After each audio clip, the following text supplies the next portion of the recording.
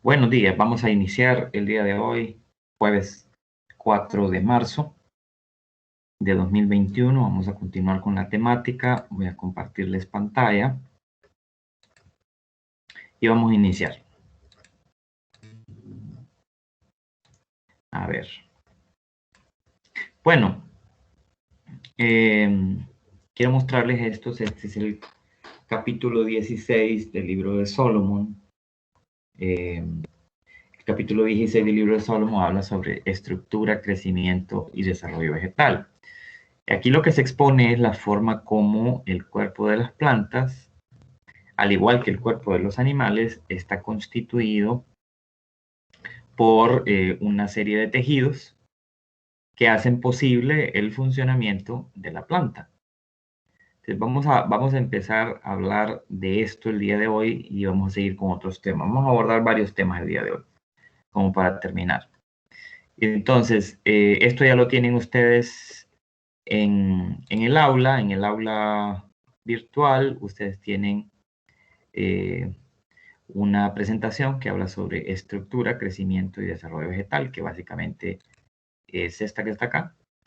Y aquí se explica lo que a continuación yo voy a explicar, o por lo menos aquí se resume lo que ahorita yo voy a explicar. Bueno, recordemos que en los seres vivos, los organismos unicelulares o los organismos procariotas, como su cuerpo está formado de una sola célula, pues no hay tejidos en ellos.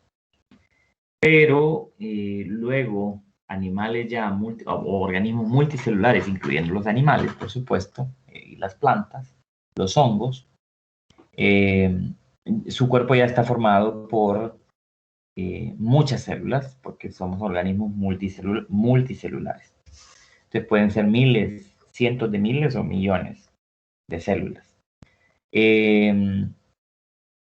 Tanto en el cuerpo de muchos invertebrados, no de todos los invertebrados, como en el cuerpo de todos los animales, hay una serie de tejidos bien formados que cumplen las funciones vitales del organismo. Recuerden que los tejidos son agregaciones o conjuntos de células que tienen la misma forma, la misma función, que están ubicados en el mismo sitio en el cuerpo y que ayudan con las funciones vitales del organismo.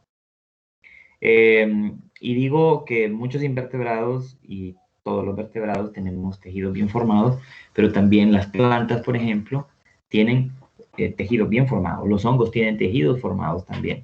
Vamos a hablar entonces así rápidamente de lo que son las plantas. Las plantas, aquí en el capítulo 16 voy a hacer uso de estos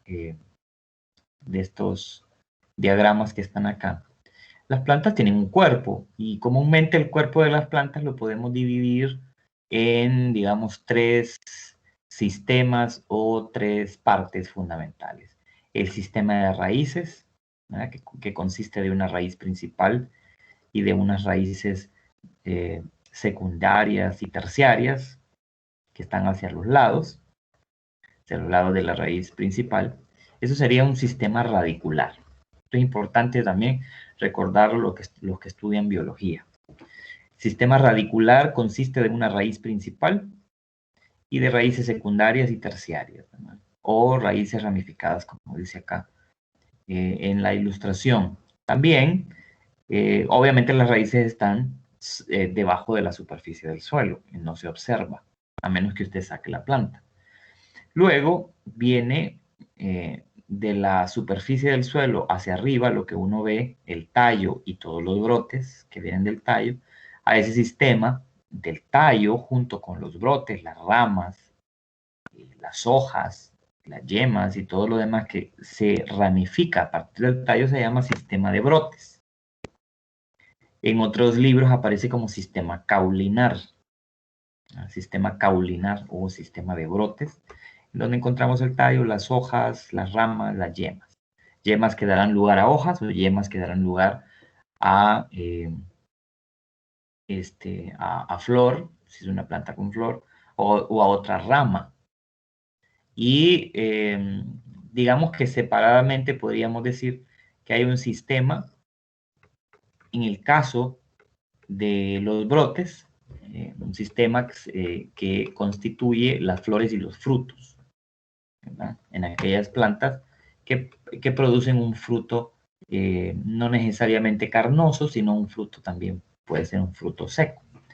Entonces, miren, ese es el cuerpo general de la planta, pero si nosotros hiciéramos cortes histológicos para observar los tejidos que forman parte del sistema de raíces, del sistema caulinar o de brotes, de las hojas mismas, un corte de las hojas o un corte histológico del fruto o un corte histológico de la flor, veríamos más o menos esto. Esto que está observando usted ahí.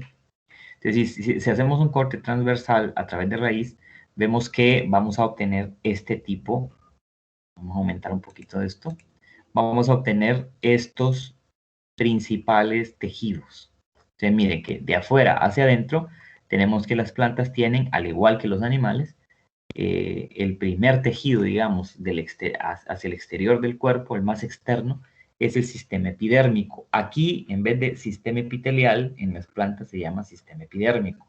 Está formado, obviamente, de una serie de células que forman la epidermis de la planta, que es un tejido de protección. Tiene básicamente las mismas o casi las mismas funciones del tejido epitelial en los animales. Ser un tejido de aislamiento, de protección. Hay algunas secreciones que se producen en ese tejido y también hay sensores en ese tejido que hacen que la planta reciba señales de fuera y responda a esos estímulos. Luego, después viene el sistema epidérmico, el sistema de tejidos de la epidermis, vemos que está este otro sistema de tejidos, que es el sistema fundamental. En el sistema fundamental hay varios tipos de células también, pero principalmente 3 tipos o subtipos de tejido hay en el sistema fundamental. Uno se llama parénquima, otro se llama colénquima y otro se llama esclerénquima. Ya vamos a hablar un poco de eso. Vea que también hacia el interior tenemos un sistema de tejidos vasculares. Así como nosotros los animales tenemos venas, arterias, arteriolas, vénulas, capilares, que son toda esa serie de conductos que distribuyen por el cuerpo nutrientes, oxígeno, agua, etcétera, o que distribuyen desechos para eliminarse o que distribuyen enzimas, hormonas, proteínas, etcétera. Así también las plantas contienen un sistema vascular, un sistema de vasos conductores que está constituido por 2 subtipos de tejidos.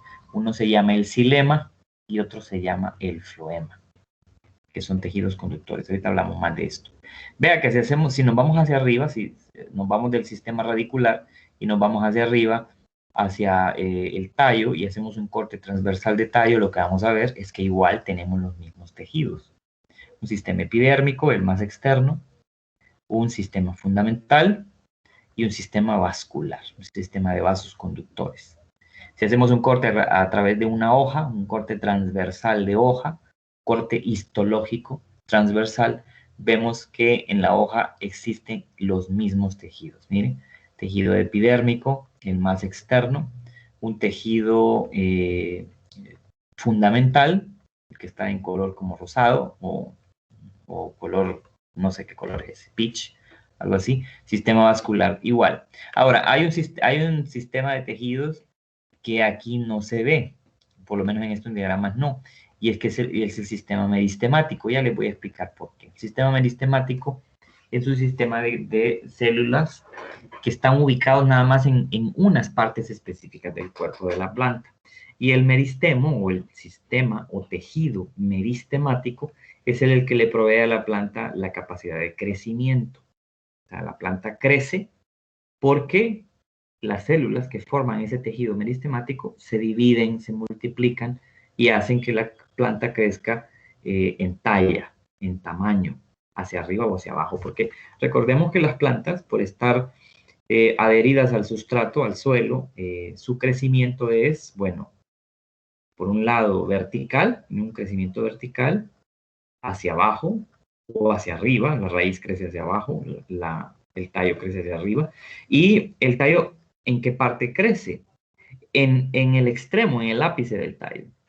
Si este tallo estuviera nada más hasta aquí, no tuviera todo esto, el ápice la puntita del tallo, es donde está el tejido meristemático que hace posible el crecimiento de la planta hacia arriba, o en la puntita de la raíz hace posible esas células, ese tejido meristemático, el crecimiento de la planta hacia abajo, en sentido vertical, ¿verdad?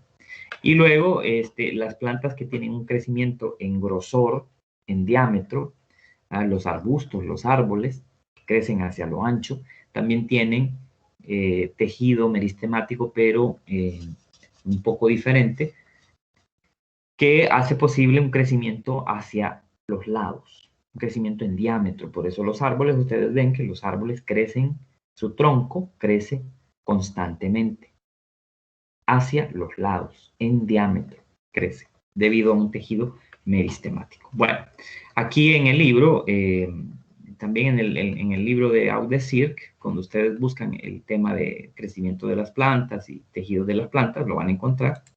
Hay tablas siempre que hacen pues un resumen, ¿no? Si usted no tuviera el libro y quisiera ver esta tabla, es bien sencillo. Cuando usted está viendo la videoconferencia, se detiene ahí, la pone en pausa y usted la está viendo. Fíjese usted, perdón, que aquí en la tabla, en esta tabla 16.1, dice sistemas tisulares, tejidos y tipos de células de las plantas con flores. Aquí está hablando de plantas con flores, pero aplica para las demás plantas igual.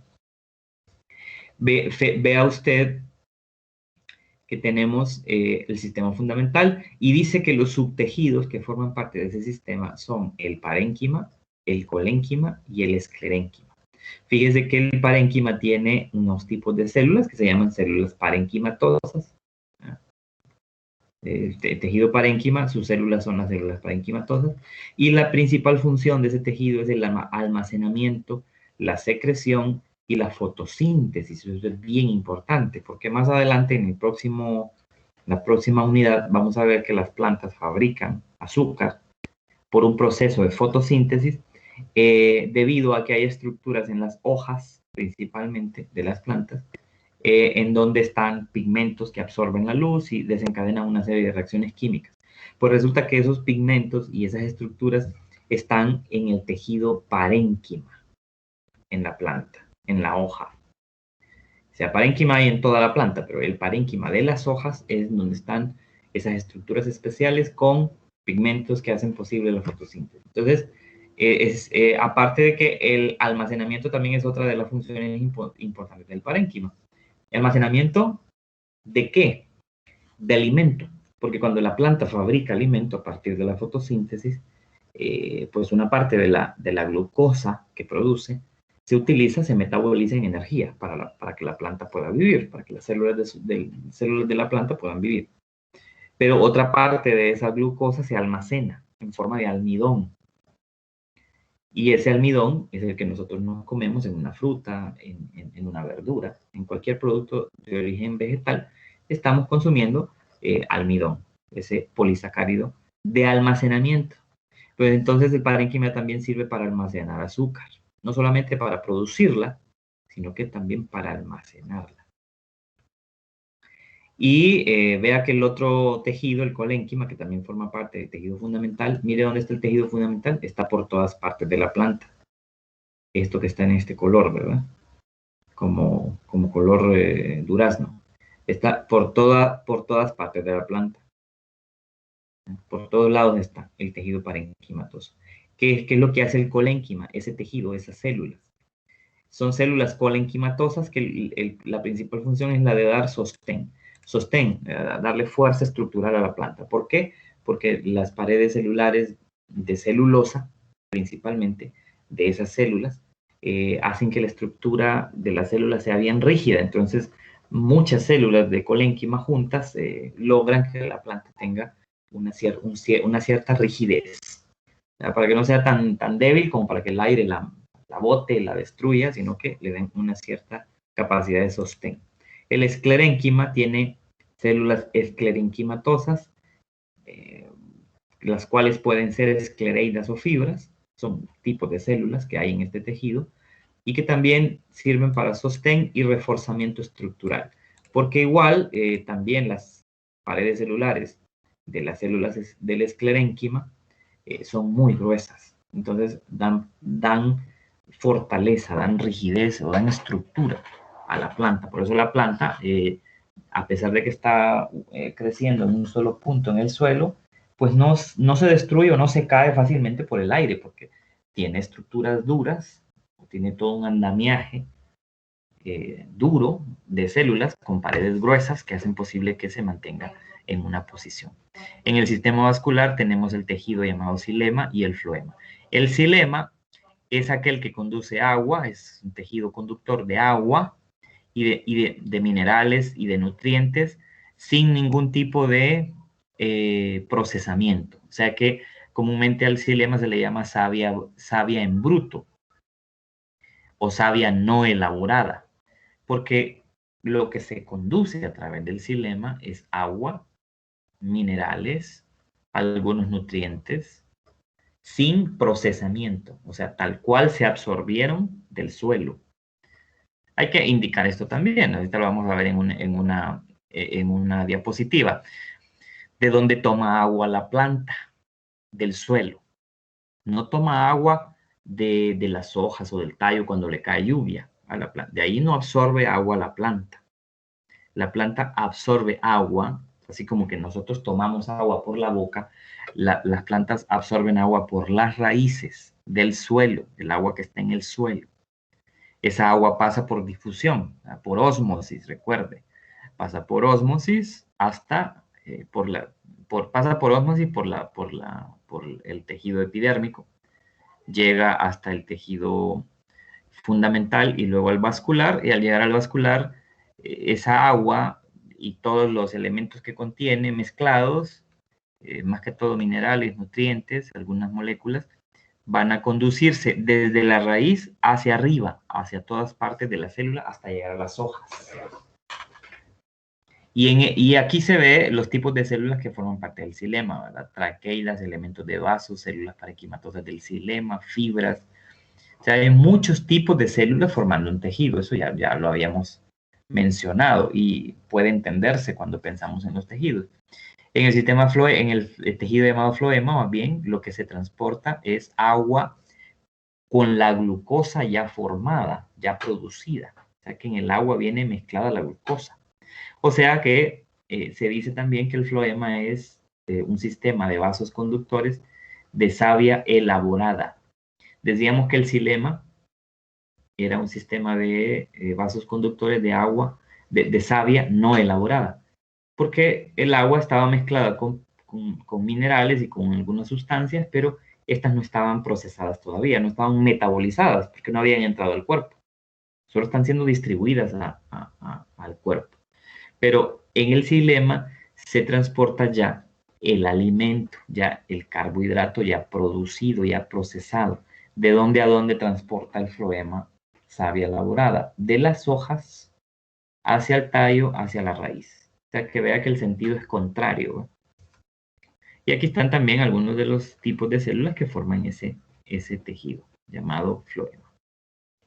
En el sistema epidérmico, pues tenemos también células del epidermis, células epidérmicas que son las que cubren la superficie externa e interna del cuerpo de la planta y que sirven de protección, una cubierta protectora. Hay células en la epidermis que sirven como células guardianas, así se les llama, células guardianas, y que en esas células hay unos poros. A esos poros se les llaman estomas, y los estomas son los que hacen posible que el CO2 que hay en el aire entre a través de ese poro, a través de ese estoma, hasta la hoja para utilizarse en la fotosíntesis, y también el poro que se forma entre las células guardianas también sirve para que salga a través de él oxígeno, el oxígeno que luego llega al aire y es el oxígeno que nosotros respiramos. Hay algunas células que son tricomas, son como unos pelitos que están en la epidermis y que tienen funciones variables. Muchas veces son como sensores nerviosos para detectar estímulos que vienen de fuera del cuerpo de la planta. Hay un tejido peridérmico, hay una peridermis que está después de la epidermis y que, por ejemplo, en algunas plantas, como muchos árboles, existe algún tipo de célula como células de corcho, que son una cubierta protectora en la superficie del cuerpo de la planta, como muchos árboles que tienen una corteza, ¿no? Una corteza, que es como bien escamosa. Esa corteza escamosa que está por fuera del epidermis, es una capa protectora también, es una cubierta protectora que aísla el exterior del cuerpo interno de la planta. Aquí es donde se encuentran las células de cambium en esas plantas que contienen cambium o tejido meristemático que hace que el arbusto o el árbol crezca hacia lo ancho. Eso se llama crecimiento secundario. Y luego hay algunas otras células de parénquima que también son, bueno, sirven como almacenamiento, porque recuerde que parénquima es un tejido de almacenamiento principalmente y de fotosíntesis si se encuentra en las hojas de la planta. Luego hay una descripción, por supuesto, ¿verdad? De cada una de esas células en fotografía, donde uno puede verlas como son, ver que el parénquima tiene paredes bien delgadas, tiene una superficie interna bastante amplia para poder almacenar sustancias. Aquí está una explicación de las funciones, recuerde, almacenamiento, secreción y fotosíntesis.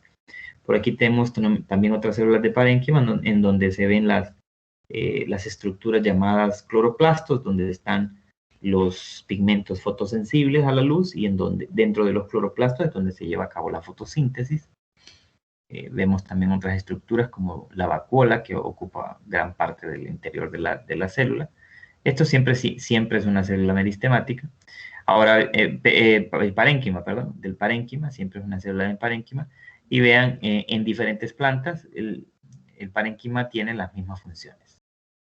El colénquima, vea que tiene, en verde, se ven las paredes celulares más gruesas, más engrosadas, aquí, paredes muy gruesas, que le dan ese soporte a la planta, esa estructura dura.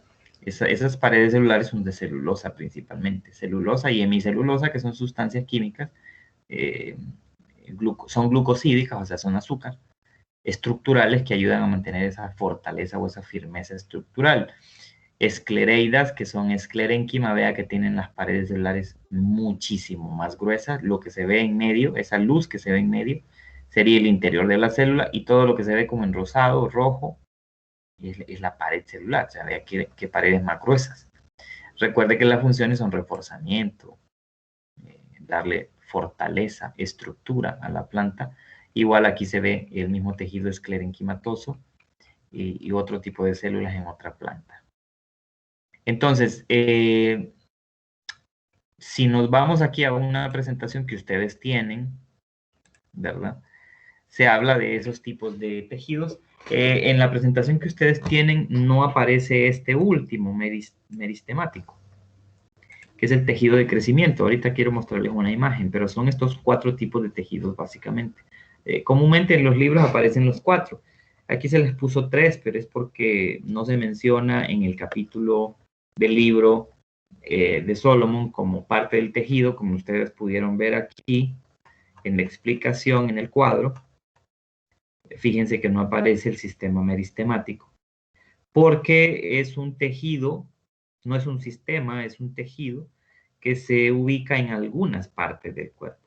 Básicamente en la epidermis, es un tejido epidérmico, el meristemo, por eso no se menciona. Pero yo se los pongo ahí ahorita en la explicación para que lo entiendan.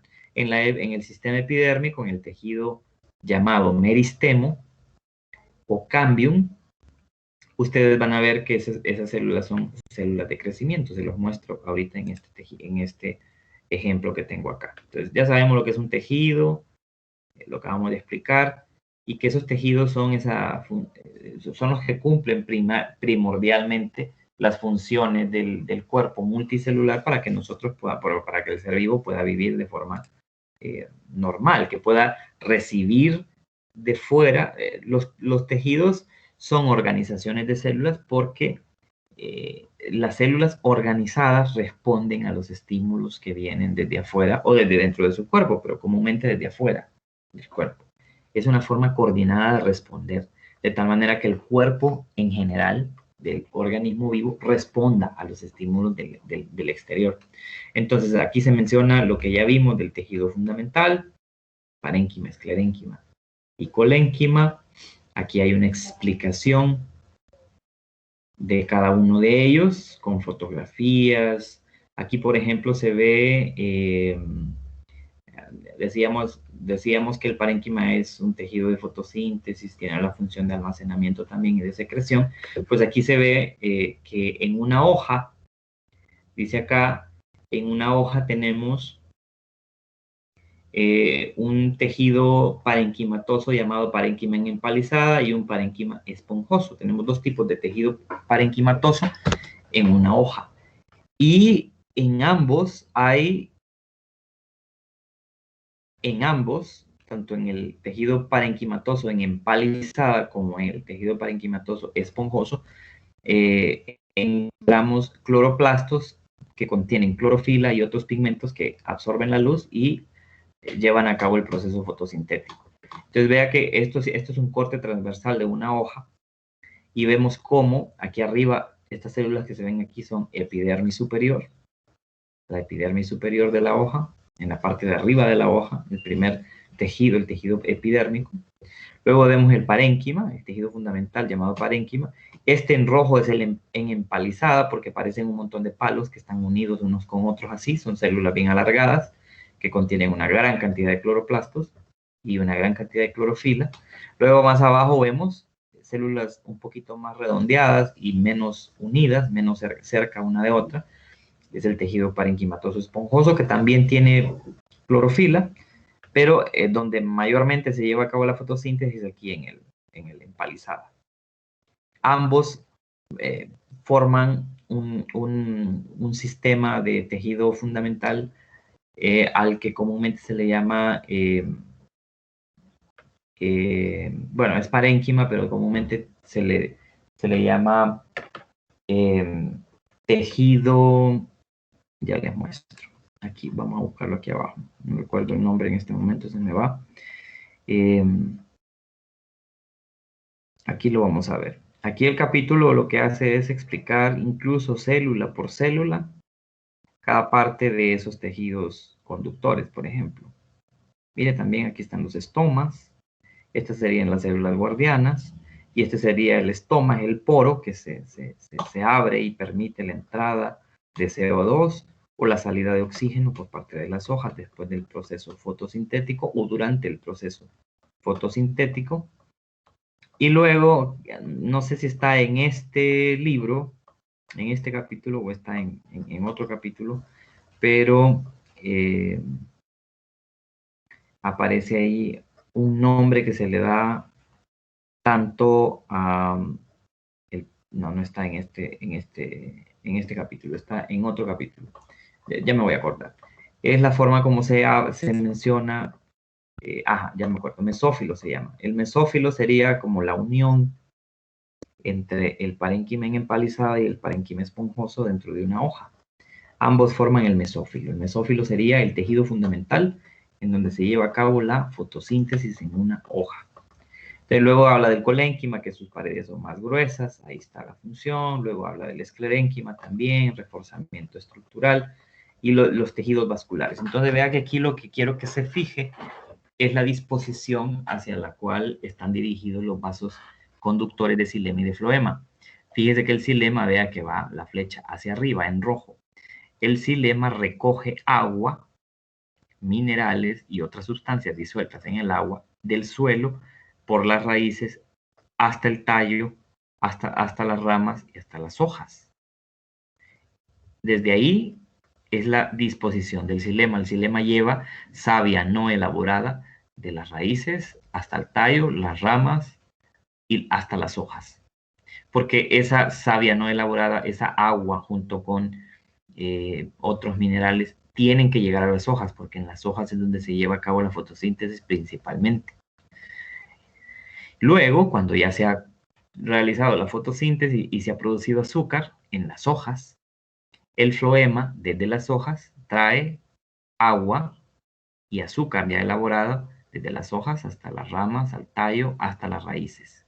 Entonces vea que por eso es que aparece la flecha del floema hacia abajo. Esas son las direcciones hacia donde se mueven los materiales o los nutrientes por parte de xilema y de floema. Obviamente el xilema, como lleva agua y minerales no convertidos o no procesados desde el suelo hacia las hojas, viaja en contra de la fuerza de gravedad. Y esto es gracias a que el agua tiene una propiedad, recuerde, el agua tiene la propiedad de ascender por tubos delgados o por vasos conductores delgados, por una propiedad que tiene el agua llamada capilaridad. Entonces el agua por capilaridad sube por los vasos del xilema en contra de la fuerza de gravedad y se distribuye hasta las hojas. Luego por aquí se habla de las células que forman parte del xilema, algo de su función, y luego del floema igual, y sus células que forman parte de ese tejido. Y aquí un poco de lo mismo que estábamos hablando, de el flujo, hacia dónde va, hacia dónde lleva xilema el agua y todos los minerales, y el floema de dónde a dónde igual lleva el agua con el azúcar hasta todas partes del cuerpo de la planta. Y luego habla del tejido epidérmico. En el tejido epidérmico sí lo que hay que resaltar es que el epidermis es protectora. Entonces hay células que tienen diferentes funciones.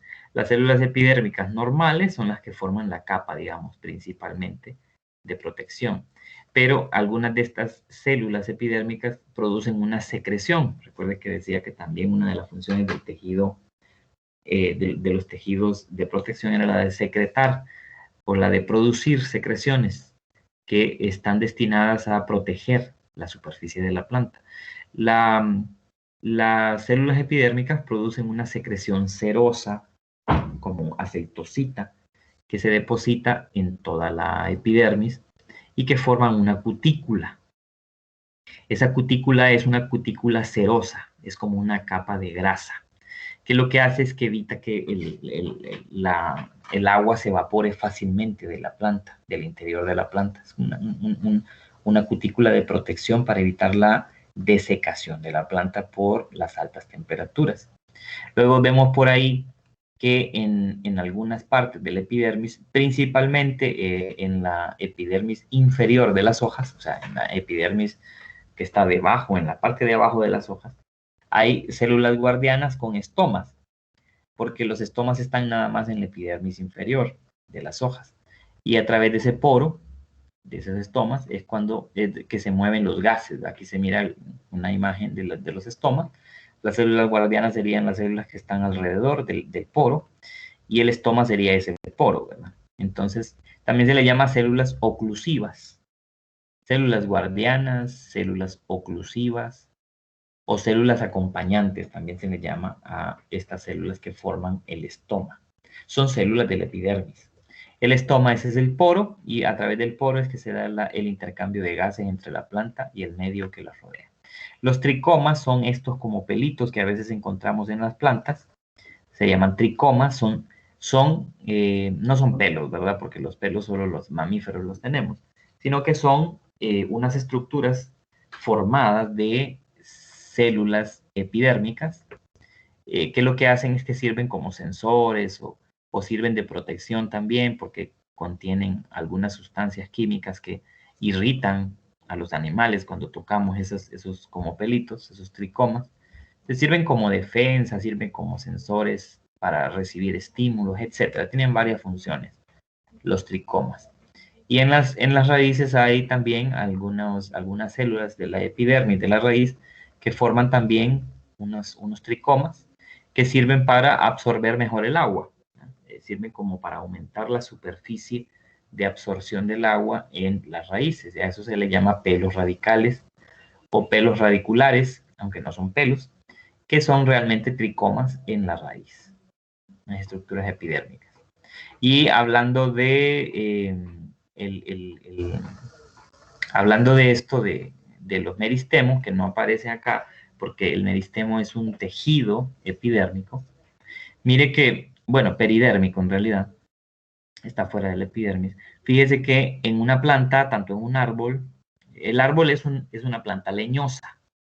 Una planta leñosa es que el tallo es duro, porque aparte de tener celulosa, tienen otras sustancias que lo hacen muchísimo más duro. Por eso el tallo de un árbol, al cual nosotros le decimos tronco, el tallo de un árbol es más duro que el tallo de una planta herbácea, de una hierba, por ejemplo.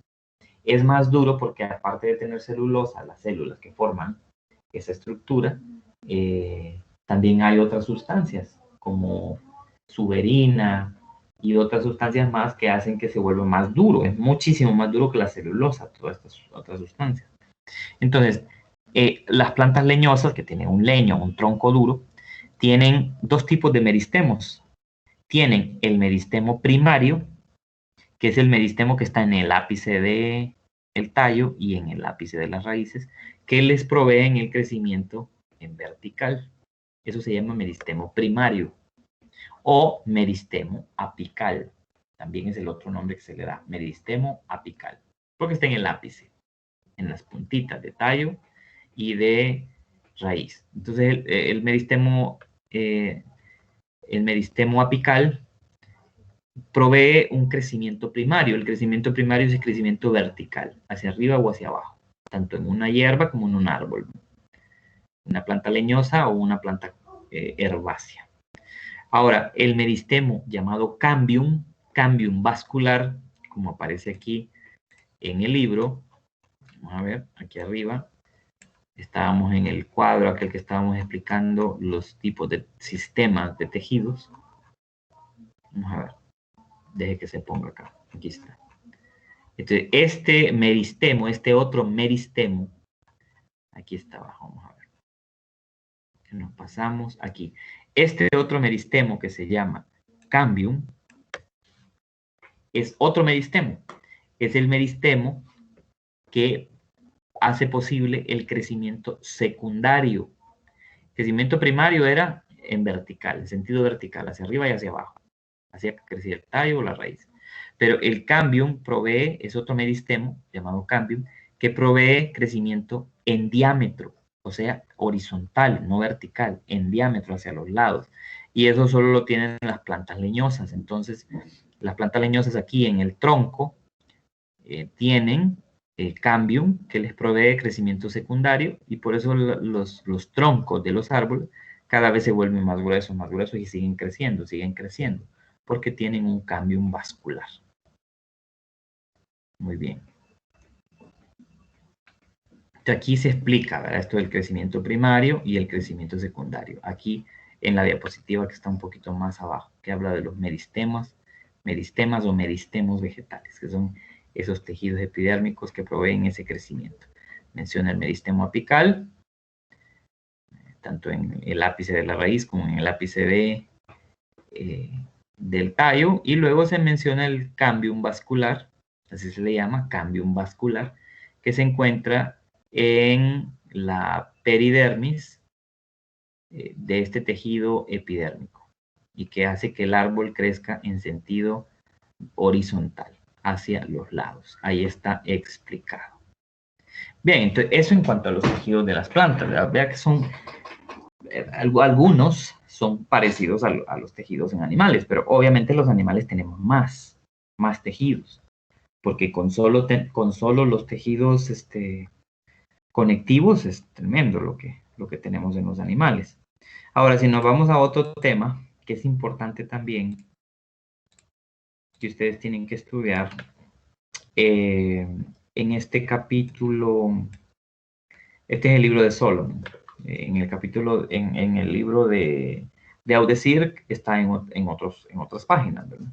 Pero habla del tema de procesamiento de alimentos y nutrición, la nutrición, cómo el cuerpo metaboliza lo que usted se come, cómo el cuerpo transforma lo que usted se come en nutrientes que llegan hasta las células a través del torrente sanguíneo, llegan al FEC y luego entran a la célula para que esos nutrientes ayuden a la planta a extraer energía, pero también materiales de mantenimiento del cuerpo. Entonces, uno de los aquí en el capítulo 19, hablando de la nutrición, importante y que ustedes supongo que ya lo leyeron, aparte de los minerales, es el tema de las vitaminas. Aquí están las vitaminas, que también están en una presentación que se les proveyó. En el tema de las vitaminas hay dos agrupaciones de vitaminas que necesitamos nosotros los animales. Hablando de los animales principalmente, nosotros los animales ocupamos dos tipos de vitaminas. Vitaminas que son solubles en agua, o sea que se pueden que son solubles en grasa, o sea, no son solubles en agua, sino que son solubles en grasa, o sea que se disuelven en los tejidos grasos del cuerpo para luego ser distribuidos a otras células en el cuerpo, y hay vitaminas solubles en agua. Entonces hay vitaminas solubles en grasa y vitaminas solubles en agua. Este cuadro usted lo tiene ahí también por aparte, incluso lo tiene ahí en un documento en el aula, y se menciona que las vitaminas solubles en agua son la vitamina A, que también es llamada retinol, la vitamina D, que también es llamada calciferol, la vitamina E, que también es llamada tocoferol, y la vitamina K, que también es una vitamina de coagulación. Entonces, estas son las vitaminas solubles en grasa, la A, la D, la E y la K. Cada una tiene funciones importantes, fuentes alimenticias donde podemos encontrar en los alimentos ese tipo de vitaminas que necesitamos. El cuerpo necesita vitaminas todos los días. Las células necesitan vitaminas todos los días. Y a pesar de que hay vitaminas que se pueden fabricar dentro del cuerpo, la mayoría de las vitaminas uno las necesita en la comida. Entonces aquí están las fuentes de alimento, algunas, no todas, donde se obtienen estas vitaminas, pero también es importante que vea, que estudie, que aprenda para su vida, no para un examen, para su vida, aparte de la función de esa vitamina, el efecto de su deficiencia. O sea, si tenemos una deficiencia de esa vitamina en el cuerpo, ¿qué es lo que pasa con nosotros? Voy a poner un ejemplo. Vamos a poner el ejemplo de la vitamina K. La vitamina K es una vitamina soluble en grasa, no soluble en agua, cuya función es la síntesis de proteínas de coagulación. Es decir, sirve para producir vitaminas de coagulación como la protombina, como la tromboplastina, que están en la sangre. ¿Y por qué son importantes esas proteínas de coagulación? Porque regulan el tiempo de coagulación de la sangre. Es decir, regulan la formación de coágulos cuando hay heridas en el cuerpo. Si no se forma un coágulo, o sea, un tapón con esas proteínas que se producen a partir de vitamina K, si no se forma ese tapón, usted tiene una herida y se puede morir desangrado porque no se forma un coágulo. Si no se forman coágulos, si no se cierran las heridas, usted puede desangrarse y morirse. Entonces, por eso es importantísima la vitamina K. Aparte de eso, también dice que la vitamina K dice que también ayuda a la síntesis de proteínas importantes en la producción de los huesos. O sea, un niño que viene creciendo y que tiene que fortalecer y su sistema óseo viene creciendo y viene fortaleciéndose, tiene que ingerir alimentos que contengan vitamina K. Miren qué alimentos o qué fuentes alimenticias pueden proveernos de vitamina K. Dice que normalmente proporcionadas por las bacterias intestinales. Esto es algo bien interesante. Eso quiere decir que una gran parte de las bacterias que viven como simbiontes en nuestro intestino producen vitamina K. Entonces uno tiene que saber qué bacterias forman la microbiota normal de su cuerpo, como por ejemplo los lactobacilos que hay en el intestino, y saber cómo cuidar esas bacterias. Qué cosas debemos hacer, qué estilo de vida tenemos que llevar para tener cuidado que en esas bacterias no se nos mueran. Por ejemplo, hay gente que abusa de antibióticos, que para todo malestar en la garganta se toma antibióticos cuando la mayor parte de los malestares en la garganta son virales. Y los antibióticos no sirven para virus, son para bacterias, no para virus. Entonces, con eso la gente está matando más bien bacterias intestinales. O la gente que está purgándose a cada rato está matando un montón de bacterias intestinales que necesita. Pero también encontramos, claro, en alimentos como las verduras de hoja verde, como espinacas, como el apio, como el perejil y esas otras más que utilizamos para condimentar los alimentos, en el brócoli, etcétera, y en legumbres varias, ¿verdad? O sea que un montón de alimentos vegetales contienen vitamina K también. Pero es importante este detalle, las bacterias intestinales. Les voy a poner otro ejemplo de este otro grupo. Vitaminas solubles en agua, la vitamina C y todas las vitaminas del complejo B, la B1, que es la tiamina, la B2, que es la riboflavina, la B6, que es la piridoxina, el ácido pantoténico, el folato, que es el ácido fólico, la biotina, la vitamina B12. Todas estas son importantes en regular muchísimos procesos en el cuerpo. Por ejemplo, vitamina C. Mire qué importantes son las funciones de la vitamina C. Síntesis de colágeno, que el colágeno es la proteína más abundante en el cuerpo de los animales y es una proteína estructural que le brinda a usted flexibilidad. Entonces, vitamina C ayuda a que se produzca colágeno en el cuerpo. Es un antioxidante, la vitamina C, ayuda a eliminar desechos metabólicos del cuerpo. Es necesario para la síntesis de hormonas y de neurotransmisores, esos compuestos químicos que hay entre una célula nerviosa y otra que hacen posible que se interpreten los estímulos nerviosos y haya obviamente un funcionamiento nervioso correcto en el cuerpo. También es importante en la función inmunológica, vea toda la importancia que tiene la vitamina C. La deficiencia de vitamina C produce escorbuto. El escorbuto es una deficiencia de vitamina C. El escorbuto produce que, por ejemplo, las heridas no sanen, no se cicatricen bien a tiempo, las heridas, o los raspones, o los golpes que usted se dé. Y también la deficiencia de vitamina C provee una supresión del sistema inmunológico. Usted está muchísimo más débil inmunológicamente, por lo tanto puede atacarlo muy fácilmente un bacteria, un virus, un microorganismo que puede causarle serios daños. ¿Dónde se encuentra la vitamina C? Todos sabemos que en los cítricos, en otras frutas como las fresas, como los tomates, en hortalizas también, repollo, coliflor, las coles, col de Bruselas, la col morada, etc. En esos alimentos se encuentra la vitamina C. Y así ustedes pueden ver las funciones, lo que causa la deficiencia de cada vitamina y dónde se puede encontrar.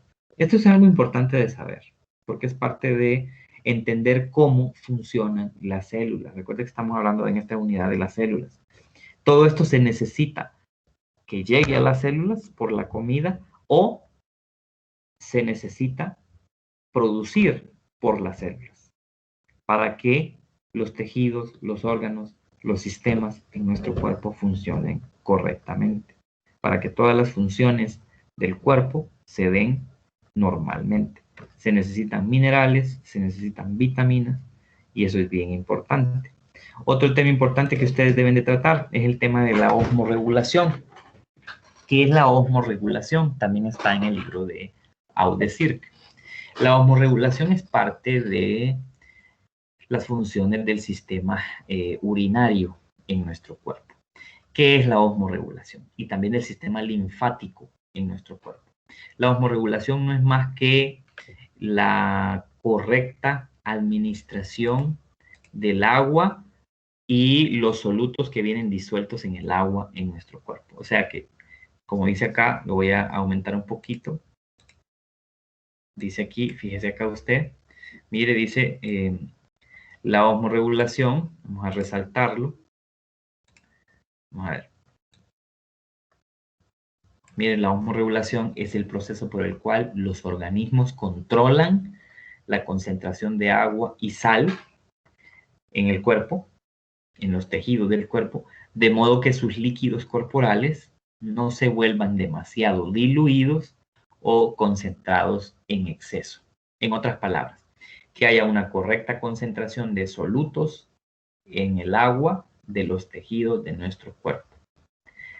Correcta concentración de agua y de solutos, para que no caigamos en aquello de que el cuerpo se esté descompensando continuamente y estamos cambiando de una solución corporal isotónica, como debe de ser, mismas concentraciones de agua, solutos dentro y fuera de la célula para funcionar bien esas células y no caer en cambios hacia una solución hipertónica o hacia una solución hipotónica. Entonces, el cuerpo osmorregula en parte junto con el sistema urinario.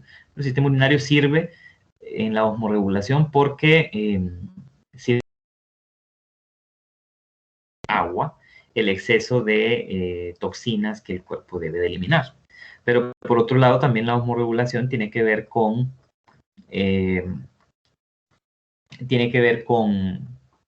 el sistema linfático, porque el sistema linfático también en nuestro cuerpo, aparte del sistema cardiovascular o circulatorio, el sistema linfático, digamos que conduce grandes cantidades de agua y de solutos a través del cuerpo también. Entonces, muchas personas tienen problemas con la osmorregulación y retienen líquidos.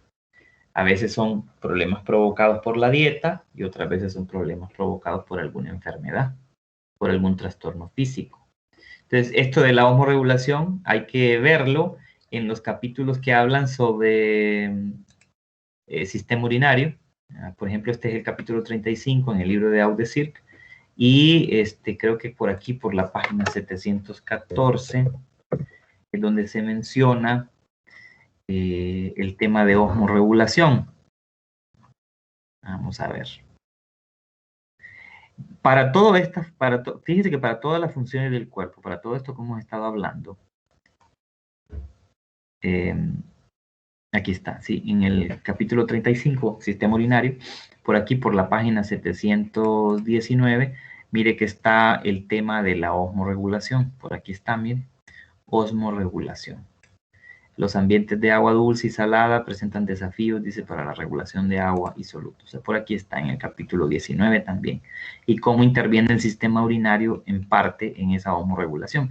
Pero aparte de todo esto, otra cosa importantísima que usted tiene que repasar ahorita es el sistema endocrino del cuerpo. El sistema de glándulas endocrinas. Recuerda que habíamos hablado de glándulas exocrinas y glándulas endocrinas. Las exocrinas eran aquellas glándulas que producen secreciones que van dirigidas hacia el exterior del cuerpo.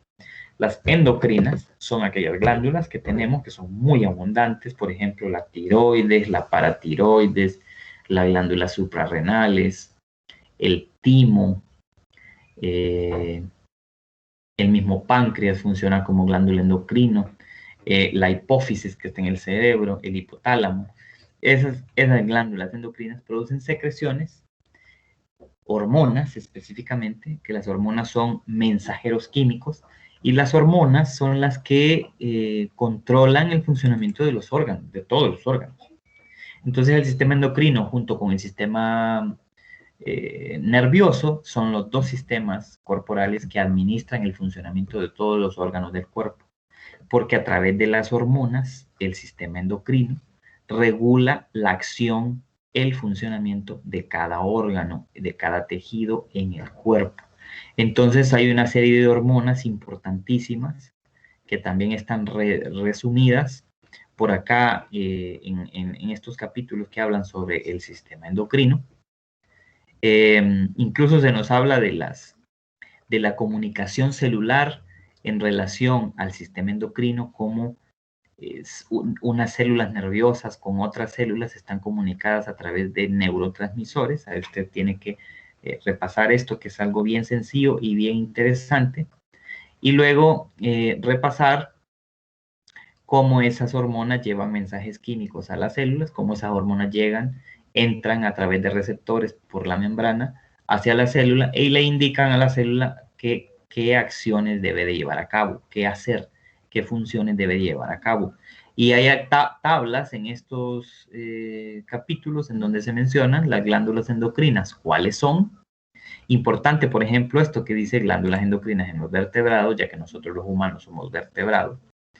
Ver cuáles las principales glándulas endocrinas. Mire, el hipotálamo, la pituitaria, anterior y posterior, la glándula tiroides, la paratiroides, el páncreas, la médula suprarrenal, la corteza suprarrenal, la glándula pineal, los ovarios y los testículos, que también son glándulas, y aquí se hace un resumen de las hormonas que producen esas glándulas, hacia qué tejido o hacia qué órgano van dirigidas esas hormonas y cuál es la función, una vez que llegan al órgano al que van dirigidas, cuál es la función de esa hormona, qué es lo que, qué mensaje químico le lleva a la célula.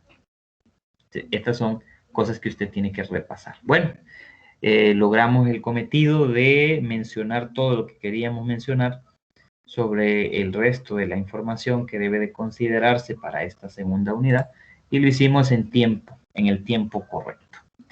Entonces, les recuerdo nuevamente, me voy a ir al curso, ayer les puse una indicación.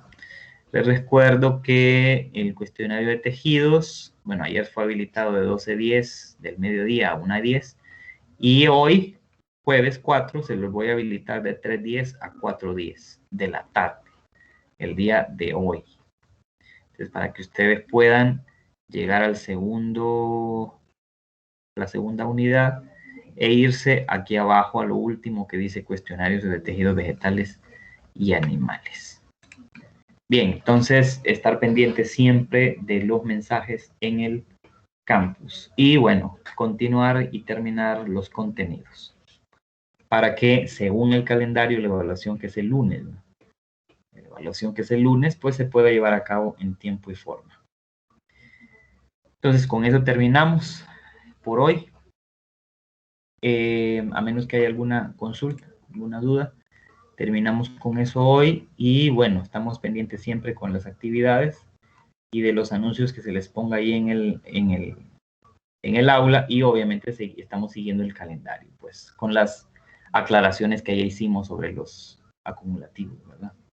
Bien, entonces terminamos por hoy. Licenciado, disculpe, una consulta. Dígame, Milagro, dígame. Esa tarea que va a estar de 3:10 a 4:10 es Sí. sobre la segunda unidad. La segunda unidad, el tema de tejidos, animales y vegetales. Sí, es un cuestionario bien corto que tiene que contestar. Muchas gracias, licenciado. Por nada. Entonces, con eso terminamos hoy. Terminen de estudiar. Y bueno, seguimos el calendario, como les digo. El examen es el día 8, que es el lunes. Entonces hay que estar pendiente y terminar el contenido. Muy bien, entonces con eso terminamos. Que pasen buena tarde, que tengan buen provecho. Cualquier duda la hacen a través de los medios que ya hemos establecido. Gracias, Lee. Muchas gracias, licenciado. Por nada. Gracias, Lee. Feliz tarde. Buen día. Por nada, feliz tarde.